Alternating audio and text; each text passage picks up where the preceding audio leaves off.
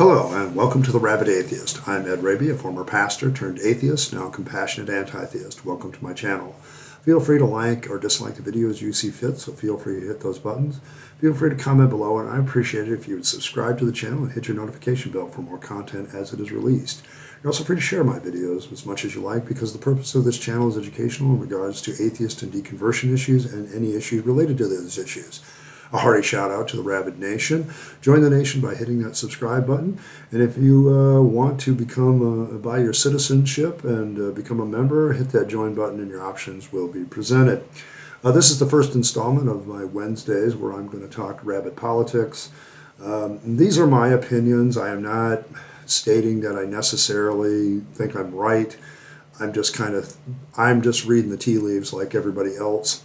And I do have my opinions as an atheist, as a secularist, as somebody who believes in science and naturalism these days. I have my opinions on politics. I'm also a pretty staunch libertarian, so probably more of a classical liberal variety. Think Thomas Jefferson and Thomas Paine, and you're probably where I am politically. So I deal with things on those lines as far as that level of freedom.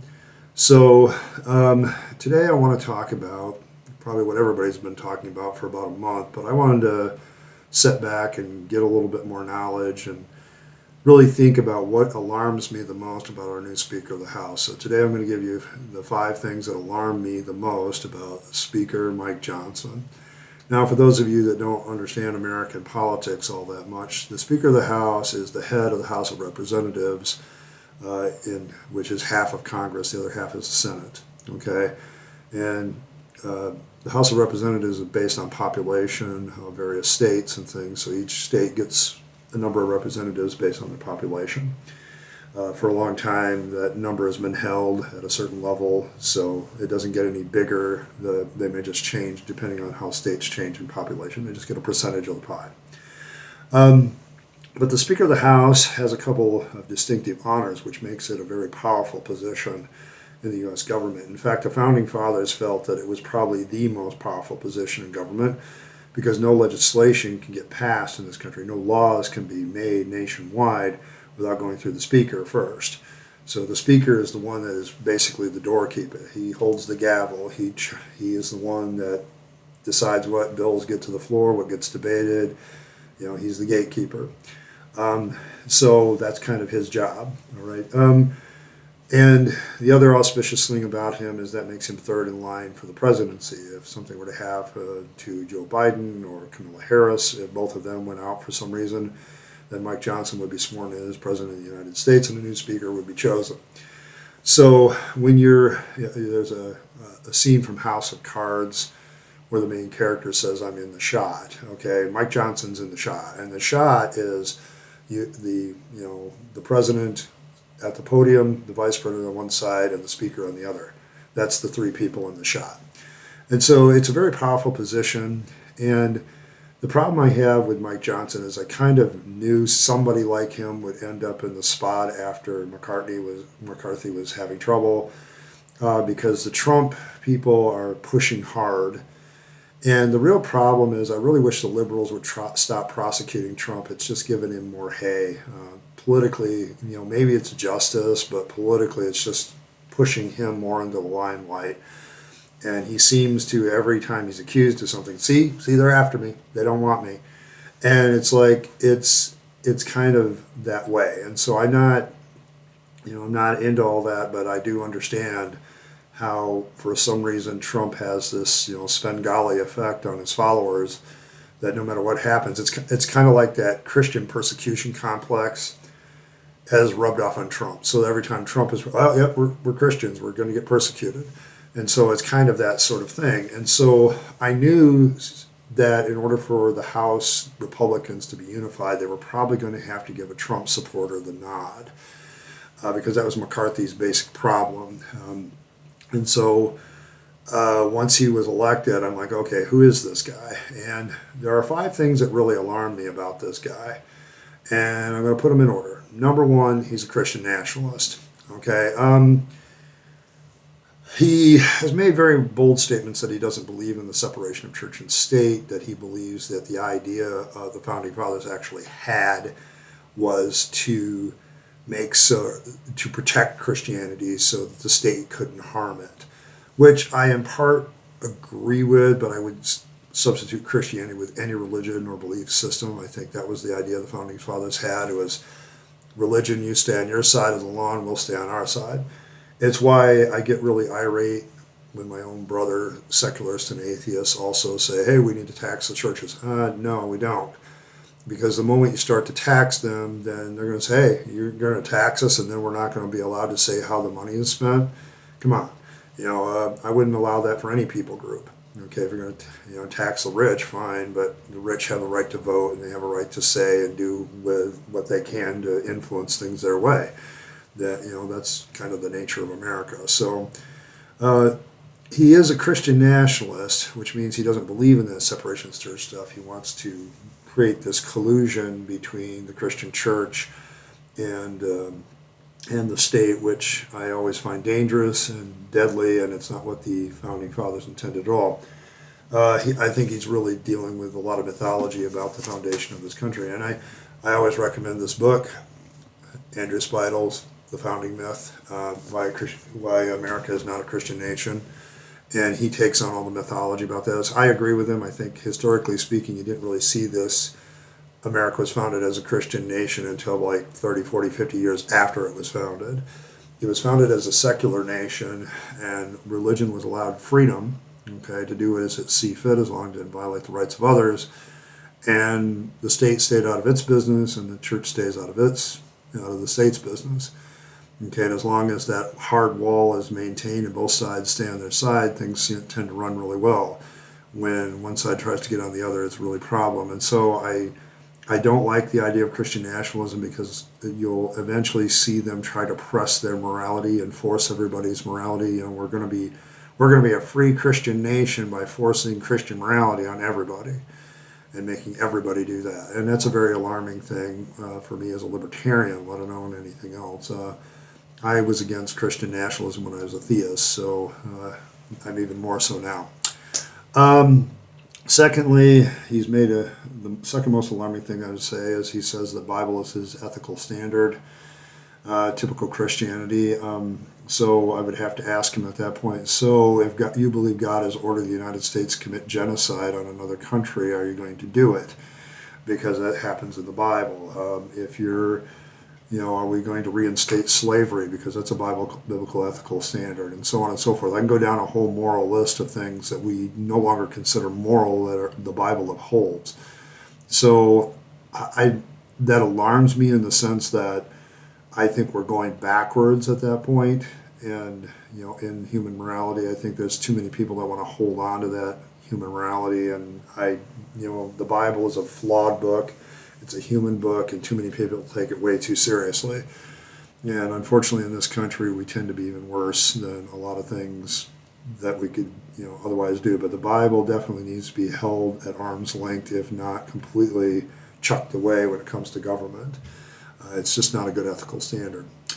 The third thing I find alarming, he's really anti-science. I mean, between denying climate change. Now, I have a very interesting view on climate change in the sense that I think it's always been happening.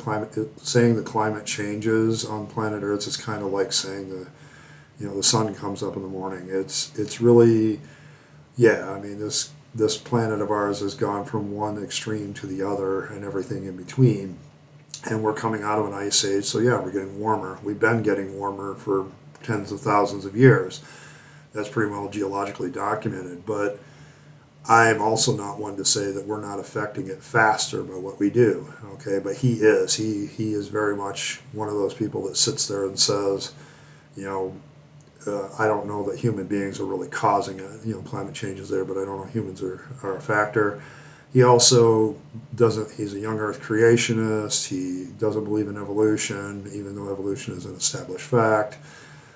There's just a lot of science where he would probably label it as scientism. And that's going to be very challenging for people who want to actually educate our kids in educational systems, where we talk about, real reality, and evolution is an established fact. You know, climate change, yeah, it's changing, and we can kind of start predicting some of what it's doing. So there's some established facts about that too. So yeah, he's not really good for the scientist. And that's going to be bad for the country overall, because if we start going down the primrose path of mythology instead of science, I think we're going to end up with some real big problems. And then the fourth most alarming thing about in no particular order, I find alarming is, of course, the social issues. As a conservative Christian, he's against abortion. He would love to see a nationwide ban on all abortion in the country. I think he also, from an LGBTQ standpoint, he's about the worst thing you could get. His views on marriage, the covenant marriage that he has with his wife, boy, that's kind of weird. And then, the on and on the list goes. He's trying to make divorce harder, make marriage exclusively male, female. I wish he would really study the Bible. He thinks this is ethical standard, because when you get really down to it, there's very thin veneer rules about marriage in the Bible. Maybe I'll talk about that some other time, but it's strange to me, that this guy is there, but he's a pretty extreme guy. Now, the fifth and the most alarming thing I find about Mike Johnson, the new Speaker of the House, is this: he's not dumb. He's very, very intelligent. Despite all I said before, the real problem is he has a lot of political savvy. I've been looking at his career, and he's made all the right moves. He's been in all the right places. He's been very patient. He is a patient opponent, and he's a smart opponent. And anybody who decides to underestimate him because you think he's stupid about all these other issues, you're going to get your ass handed to you, okay? Because he's smart enough to figure this out. I mean, he's already made inroads with Biden and Chuck Schumer. And the way that they're going to build that bridge, he realizes where his position is. He knows that he has a weak majority in the House, and he's well aware of that, okay? And he's not overplaying his hand. Even though he's a very extreme choice, he's smart enough to realize that he's not going to get everything he wants right away. So he's playing the long game. And if he continues to play the long game and the Republicans continue to hold the House, then he may be there quite some time. And if that's the case, he might be the Nancy Pelosi for the Republicans with that long tenure as Speaker. And if he plays his cards right, he could get a lot of what he wants over time. But I think his big thing right now is probably Israel-Ukraine, and he's voted against Ukrainian aid, and I think what he's going to do is offer Biden an olive branch and say, you give me Israel, I'll give you the Ukraine. And, they may have a discussion with Chuck Schumer, and Chuck Schumer may go along with that, okay, because I think he wants to get aid to Ukraine as well. And so what you'll see is probably a compromise deal. And out of that compromise deal, you'll see a lot of other compromise deals, that the Democrats will get some of what they want, and then the Republicans will get some of what they want. Otherwise, I think what he's going to be able to do is kind of get past the gridlock. He knows he can't get all of his nonsense, but he doesn't consider it nonsense, but he can't get all of that in one go. And the one thing, he's kind of flew under the radar, and as soon as he became Speaker, I'm like, who the hell is Mike Johnson? And I wasn't the only one. But then I began to look at his political career. He's made all the right moves. This is the first time he's really been in the limelight. And that tells me something, that he knows how to play the game and still get in a position where people like him and want him to be the Speaker. That's pretty impressive. I think the biggest thing that liberals and Democrats and secularists and all of us that on this side, the atheist community as well, we need to take a very deep breath and plan and get our brightest mind to strategize against him, because I don't think this guy's a dummy. I think he's very intelligent. He may believe a lot of nonsense. He may think a lot of nonsense. But he's very, very smart when it comes to politics and the law. And so far, he's pretty squeaky clean, okay, for that reason. I mean, there's some talk about some of his money in his bank account, but they always do that. And as a libertarian, I'm like, who the hell does the American people think they are? They have the right to know everybody's bank account just because they enter politics. it's a private matter in a lot of respects. I get what people are saying, but God, I wouldn't want somebody, if I had took a job and they said, hey, we get to go through your bank account, I'd be, yeah, hell no. So I think that's kind of the thing. There's not a lot of dirt here, and there's also a lot of political savvy. And I think it would be an incredible mistake to underestimate this man. Okay, I think he's going to be very, very tough to beat, and he's going to be a very tough opponent. Now, I could be wrong, but this is the read I'm getting. So we'll see what happens. I could be wrong, but it's just my opinion. Thanks again for stopping by. Like, share, subscribe, do the things you do. I always appreciate every one of you. Continuing to grow the channel. We inch closer and closer every day to the all-elusive ad revenue, and that's kind of my last, major goal for the channel until I hit 2,500 subscribers. So just trying to get that ad revenue, get some things going, and you guys have made that possible, and I appreciate every single one of you. Make sure you hit that subscribe button and hit the notification bell and join the nation and become a citizen of the nation by hitting that join button and seeing your membership options. I would always appreciate that. Thank you very much. Remember to live your best life. You only get one go around, and so don't waste your time with the trappings of religion. Don't waste your opportunities, your money, your time, your talent on doing things for religion, because that's a dead end, and I speak from experience. Once again, thanks for stopping by, and I'll catch you next time.